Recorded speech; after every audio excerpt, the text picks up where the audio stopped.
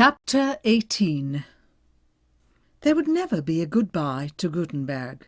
For me, it would always be home, the dearest place on earth.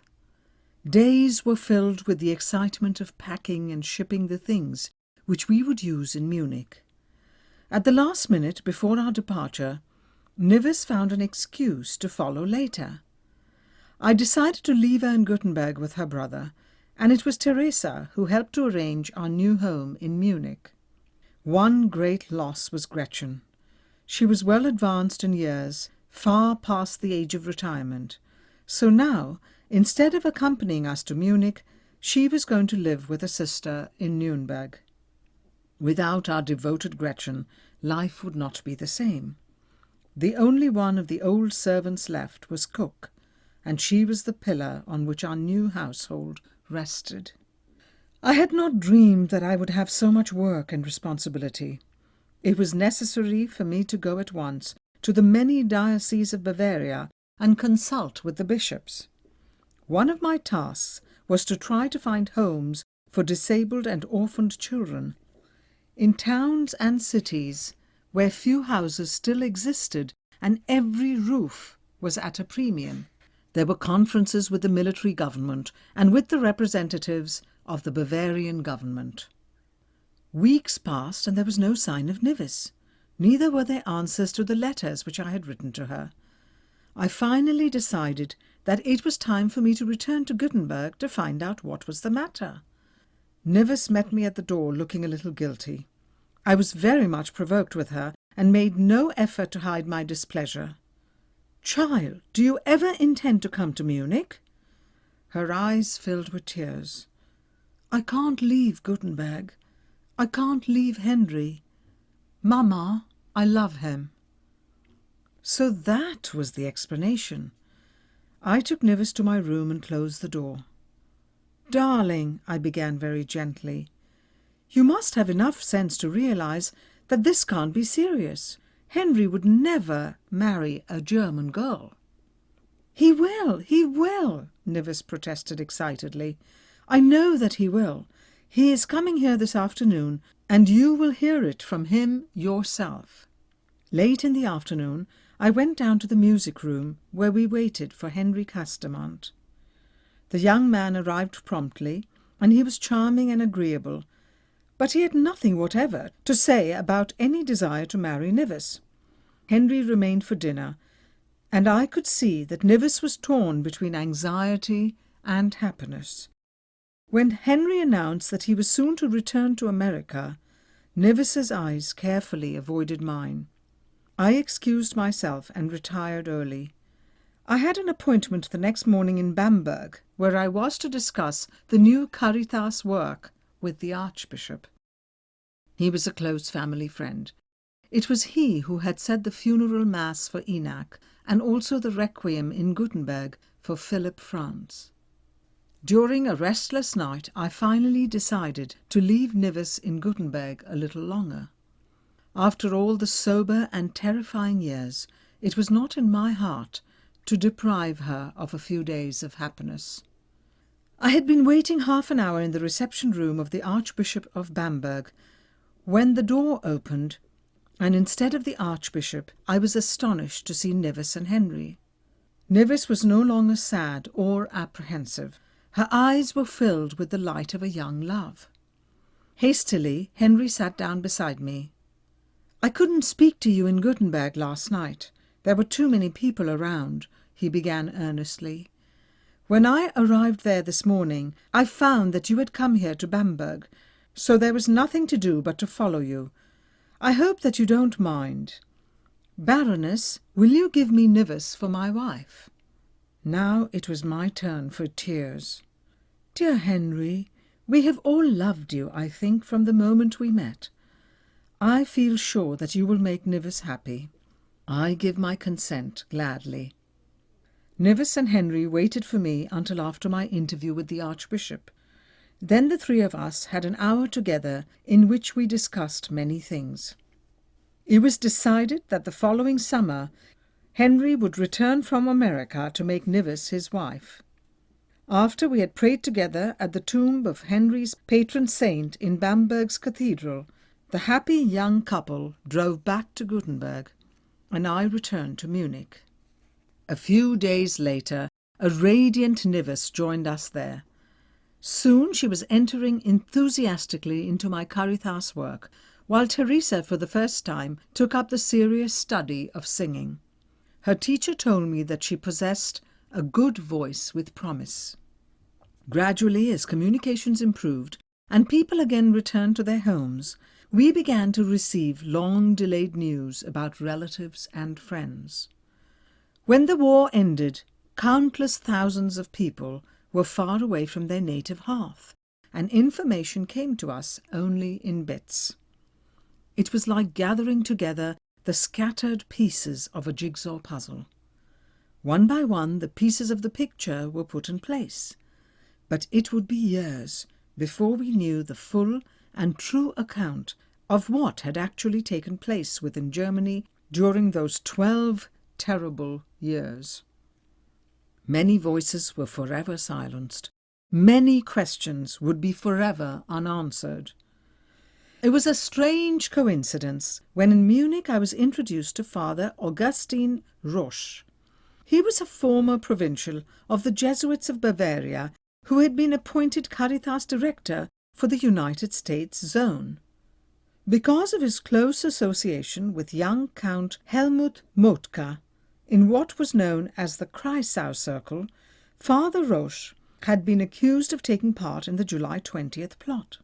For a time, he had been confined in Mobith prison in the Letterstrasse in Berlin. When I learned this, I asked Father Roche if he knew anything about Karl Ludwig. I told him that it had been a great sorrow to the family that, so far, there had been no reliable information about him, only the usual rumours. "Karl Ludwig? I know him well," he exclaimed. "I can't tell you what these days in Mobith with your brother-in-law will mean to me as long as I live. He was like a light shining in the darkness for us all. I last saw him on the night of April 23rd, 1945. A detachment of SS Guards came to take him away with 2 other prisoners, Count Albrecht Bernstorff and the former socialist minister Schneppenhorst. It was tragic that it had to be just one day before the doors of our prison opened to free us. The same SS detachment which took Karl Ludwig away had on the previous night removed 18 prisoners. One of them escaped death, and this is what he later told me. They were led into the rubble of the bomb ruins around Mobith.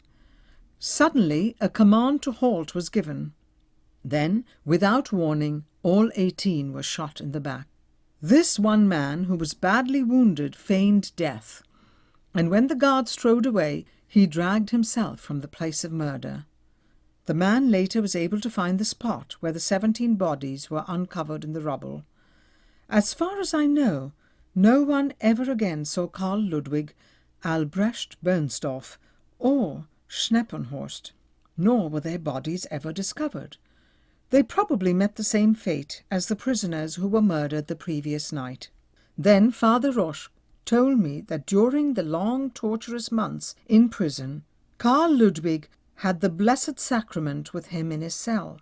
He was given permission to take a tiny particle each day in Holy Communion.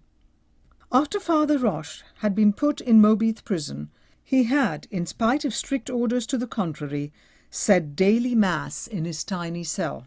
Through the same social worker about whom I had heard from Bishop Vaughan Preysing, he had succeeded in obtaining unconsecrated hosts. Each morning, the entire prison participated in the Mass. Catholics, Protestants, all the co-prisoners in the ghastly place. A knock on the walls, the floor, and the ceiling was the signal that Mass was beginning. Another knock by Father Roche told them that the consecration was about to take place. The knock was passed from cell to cell until everyone knew that Christ's sacrifice and death was renewed in their midst. In the darkness of Mobith prison, all of them participated, men who suffered for their good deeds and others for their evil deeds.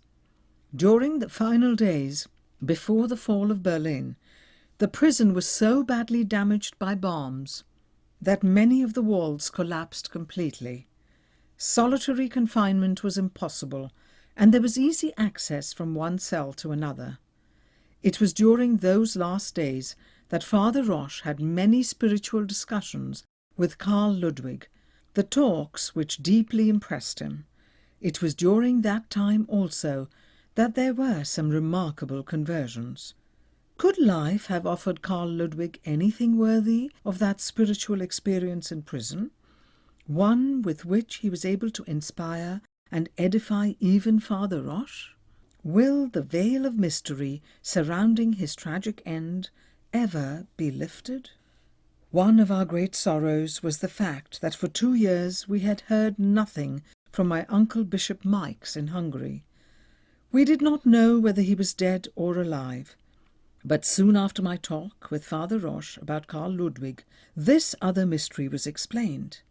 A friend from Hungary brought a letter which was addressed both to my mother and me. It was not dated, it was just a brief, hastily written note. Dear ones, my beloved Hungary has betrayed her political and spiritual mission. She has surrendered to the evil without a struggle. Oh, how she will have to suffer for it. I shall remain here to the last. Adieu. I learned from this Hungarian friend that Bishop Mikes was dead. A number of years ago, a serious heart ailment had forced him to retire from active duties, but he had remained in his diocese to the last. A band of Russians entered his house in Zon-Georgi. When he was told that they had broken in, he made his way to the top of the stairs to confront them. A bomb was thrown, and death struck his courageous heart. Our consolation was that he had, perhaps, been spared the fate of his close friend, Cardinal Mindszenty. During the first months in Munich, most of my time had been spent going from city to city. I found it necessary to go to Wurzburg for the work of Caritas. I drove there in a car, but well as I knew that beloved city, I had difficulty in finding my way through the rubble-strewn streets. All Wurzburg was a place of utter and complete desolation, a waste as far as the eye could see. It was almost a morbid compulsion that took me once more to the Herrengasse. A few ghost-like facades of houses stood there with nothing beyond but black, gaping holes. Near the ruin of the cathedral, I found what remained of our home. I could not bring myself to walk to the entrance hall, which was still standing, to look into the piles of debris and wreckage, to see if my burning eyes could find a fragment which would remind me of its poetic beauty. Wurzburg, lovely city, was no more. After I had been to Wurzburg, I decided impulsively to go to Weisendorf. I had dreaded going there and had postponed it, giving myself many convincing reasons. Now I realized that it was far better to learn what had happened and what repairs would be necessary. Weisendorf had known none of our times of trouble. From the day Enoch and I had been married in its beautiful Rococo chapel, all down the years, it had been a place of joy and laughter. It seemed to have been set apart as a home of happiness. That was the deep reason why I could not bear the thought that it had been damaged. Speeding along the Nuremberg road, which would take me to Weisendorf, I relived in memory those happy days. During the war, I had often stayed in Weisendorf, where I had to work with the manager to keep the place running. At that time, I had walked through its well-loved rooms with a comforting feeling that here in my widow's estate I could live out the declining years of my life. In Weisendorf I had collected and arranged many pieces of art which had some particular association with my life with Enoch. Weisendorf was like a small museum. Each thing in it was a gem of its kind. It had been set aside by the German government as an art archives. This meant that it was protected from pillage or destruction, and there was a serious penalty for any violation. My heart beat faster as I approached it. But the moment I turned into the gate, I felt a strange apprehension. In the grey winter light, it looked desolate and neglected. The windows which opened out into the courtyard had been covered with boards. When I stepped across the threshold, I could not believe my eyes. I ran from room to room. Certainly, I kept telling myself, I was dreaming, and this was some gruesome nightmare. I became cold and dizzy, and felt that I was going to be ill.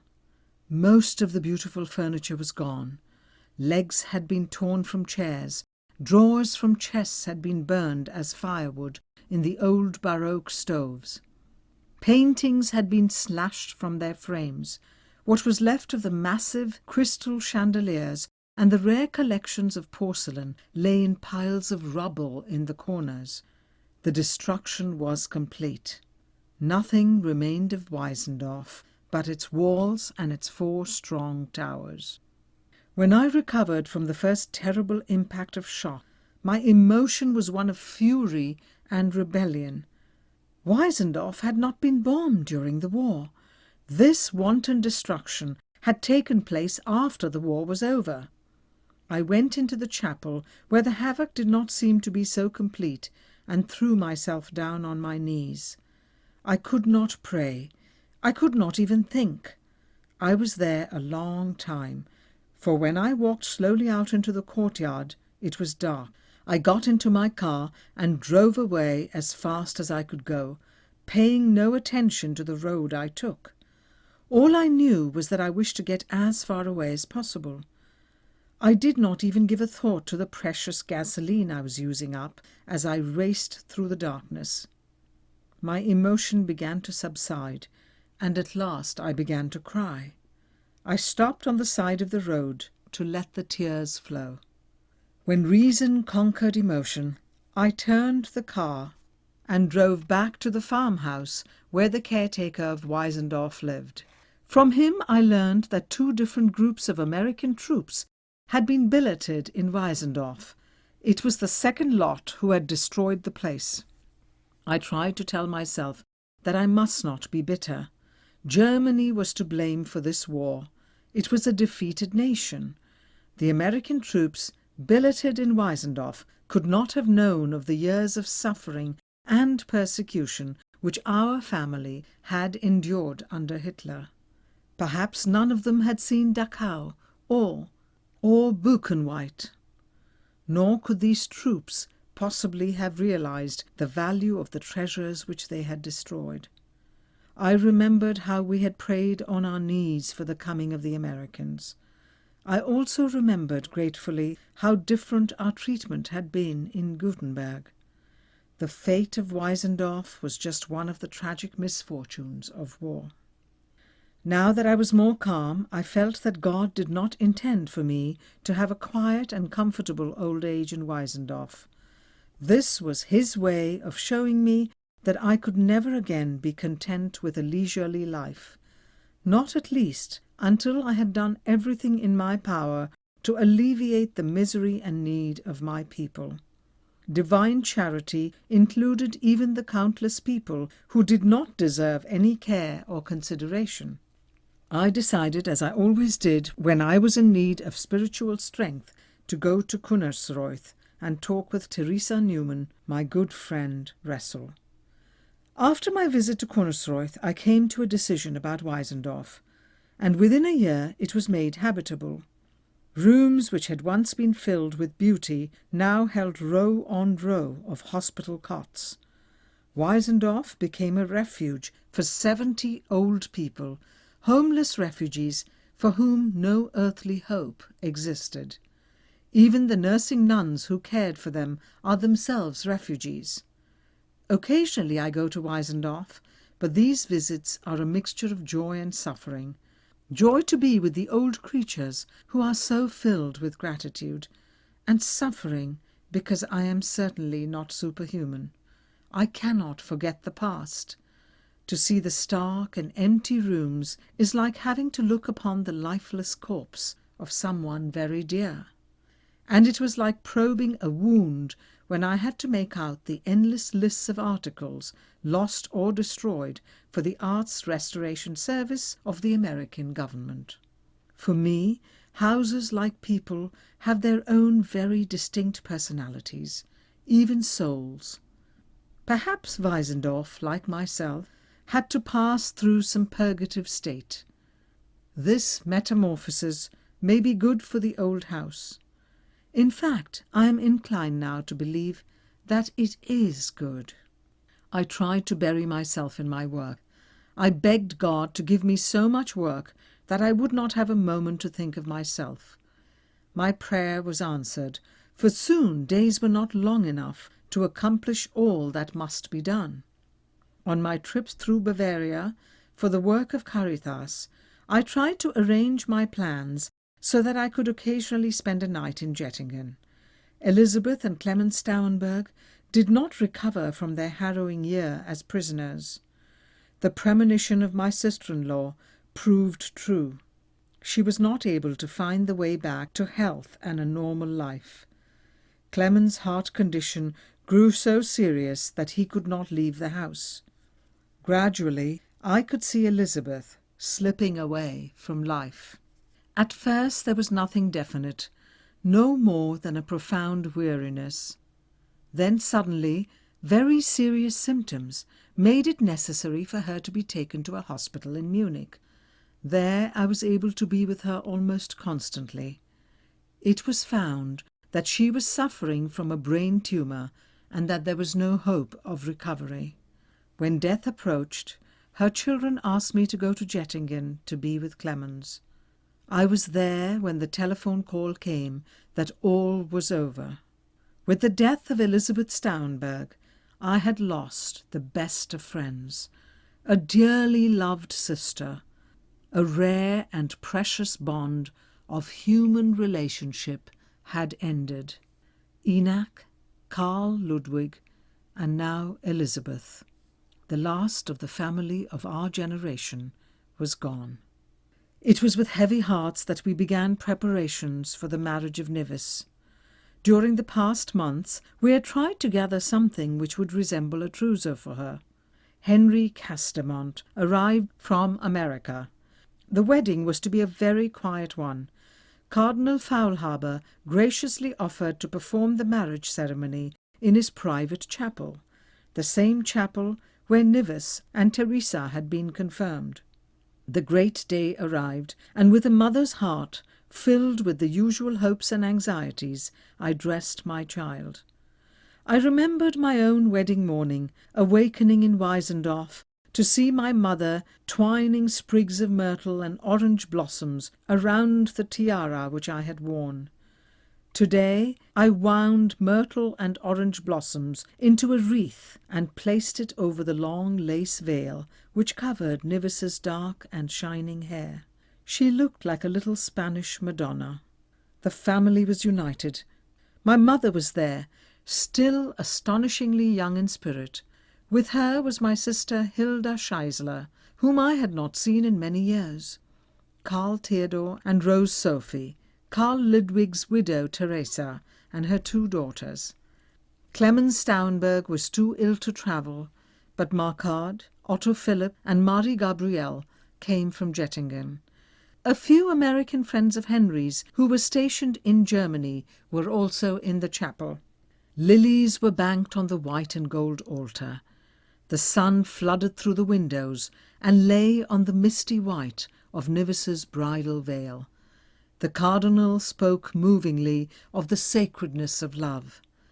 I could see a tear of joy on the cheek of my child. Sweet Mozart music filled the chapel. Laudate Dominum. The radiant young couple received the blessing of the cardinal, and then we drove back to our small, flower-decked home. There was a simple banquet with speeches about love and tradition and responsibility. The wheel of life had made the full turn, and another generation faced the future. The hour of parting arrived, and Nivis and my new son came for my blessing. My child would be separated from me by thousands of miles. In New York there would be for her a new world, a new life. Through my tears I watched them leave, praying that this union of a German girl and an American boy might be the symbol of a close understanding between their countries. There are, I feel, three groups of people within the orbit of my life. First, the ones who have died in the struggle. Their story has been told. Next come the few of my own generation who survived. But they are so few, one feels that the Nazi purge deprived Germany of almost an entire generation of men who should now have been her leaders. More than 4,000 died in the purge after July 20th. Alexander Stauenberg, the brother of Klaus, now a professor of history at the University of Munich, is the only man of our circle who survives. There are Nina, the widow of Klaus, Teresa, Karl Ludwig's widow, and myself. The third group comprises the children and now the grandchildren, a new generation in whom lies the hope of the future. Within our own family circle, I feel that they are promising. There are the 5 children of Klaus and Nina Stauenberg who live with their mother in Württemberg. Otto Philipp married a cousin of Nina's and lives in his grandfather's castle of Greifenstein. They have a son and a daughter. In Jettingen, Markard and his wife have 2 daughters and a son. Like his father Clemens, who died in 1949, Markard will be a successful farmer. Karl Ludwig's widow, Teresa, still lives in the Salzburg with her 2 daughters and her son, Johann. Last, but close to my heart, in Gutenberg, there is an heir, George Enoch, 3rd of the name, and 2 daughters.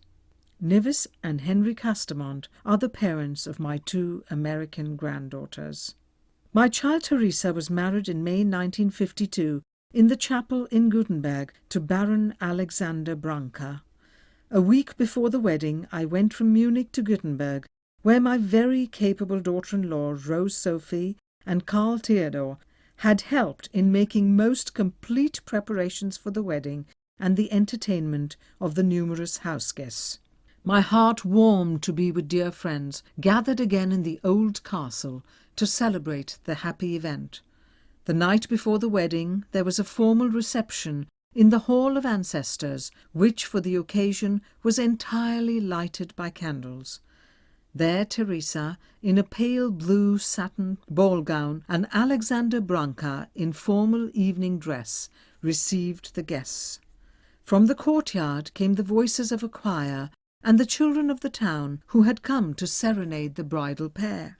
The singers marched into the castle, carrying processional torches of yellow and blue, and charmed everyone with their songs. After the concert, a buffet supper was served, and the evening was climaxed by a ball, with Teresa and Alexander leading the dancing to the strains of the traditional bridal waltz. The guests who were not staying in the castle left at midnight to return in the morning for the wedding. I rose early to dress my Teresa, and as I had done for Nivis, I arranged myrtle leaves for happiness on her bridal veil. All of the guests were assembled in the lower hall when Teresa and I descended the long stone staircase. I suddenly remembered that these were the same steps up which Enoch had led me in my bridal gown. Another bride, another life. In that moment all of the past merged, and I saw my life as a tapestry. At last the pattern was clear, the reason and the purpose of all the many threads of grey and gold. I looked down through my tears on the sea of faces, relatives and close friends, so many who had been a part of the fabric of my life, people who had shared the joys and sorrows of the years. In the foreground was little Enoch in a blue velvet suit with his 2 sisters, and hand in hand the two small daughters of Nivis and Henry, all of them in long white organdy dresses. At the foot of the stairs, the senior Baron Branca offered me his arm, and we joined the procession which crossed the courtyard to the main entrance of the chapel. Behind us was Alexander Branca with his mother, then Karl Theodor with the bride. For weeks it had rained, and all morning the sky had been overcast. But just as the bride crossed the courtyard, the sun broke through the clouds. The people from the town, and descendants of others who had farmed Gutenberg land for centuries, smiled and were happy that our littlest girl had found herself so fine and suitable a husband. It seemed as if all the tragic years of Nazism and war had never been. For me, it was a warm and comforting feeling to see familiar faces. The small children who had come to my first Christmas party in Gutenberg were there with families of their own. A stream of thoughts rushed through my mind as we crossed the courtyard and entered the chapel and took our places. For the wedding mass, Karl Theodor had engaged a fine choir. I tried to listen to the music as I watched the good omen of the sun streaming in through the window on the bridal veil of my child. But my heart was very full, and my thoughts distracted with memories of my own life when I had come to Gutenberg as a bride. Could it be possible that at first the great house had actually resented me, felt me an intruder? It had seemed that way.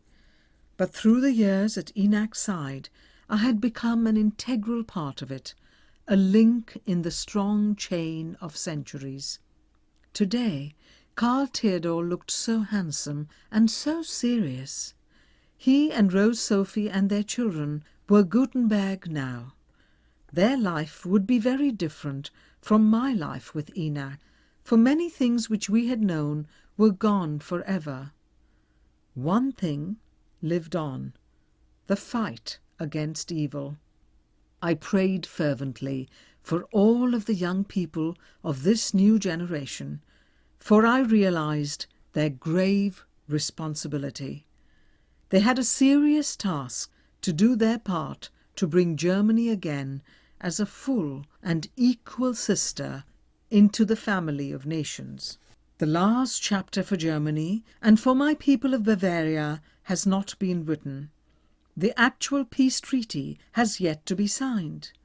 God has given Germany as a nation another chance to save her soul, perhaps a last chance.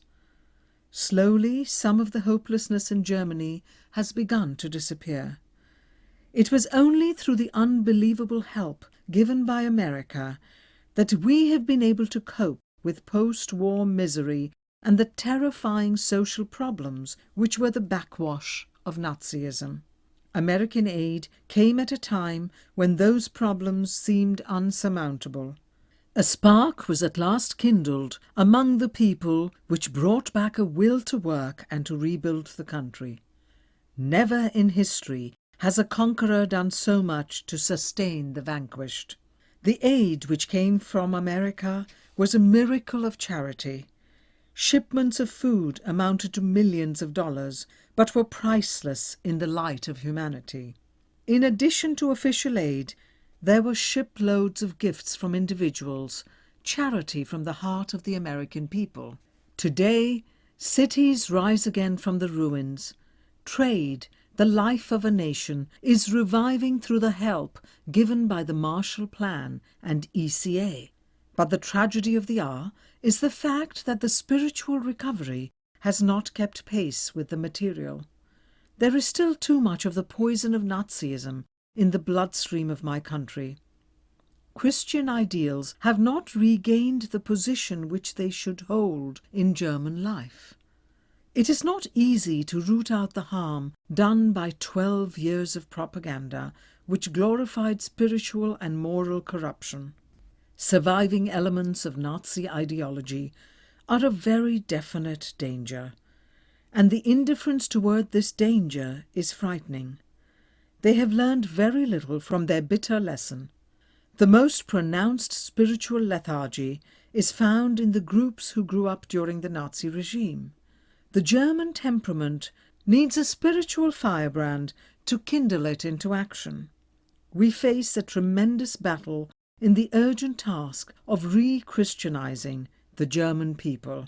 A great historical event is not gauged by its success or failure, but by its place in the pattern of history. We are still too close to the events of the revolt of July 20th, 1944, to evaluate it correctly. But one thing is certain, its spiritual significance. In studying the last days of many of the men who were put to death after this unsuccessful revolt, one cannot help but be deeply impressed with the universal conviction among them that the issue was actually a spiritual one. This conviction was held by men of many faiths and from every walk of life. Even in facing torture and death, and what appeared to be failure, there was a positive and sustaining current which ran through the entire body of the resistance, that the sacrifice would, in the end, save the country. While the bloody purge of thousands of men left a vacuum of leadership, it created a far-reaching spiritual challenge. Brave men died to give birth to a new Germany. They must not have died in vain. It will take the sacrifice and determination of men with ideals to achieve the victory. The goal must be regenerated nation, the hope of the thousands who died, voiced in that last cry of Klaus Stauenberg, "Long live my holy Germany." This has been a reading of Holding the Stirrup by Elizabeth von Gutenberg, as told to Sheridan Spearman. The book was narrated by Shobha Tharoor Srinivasan.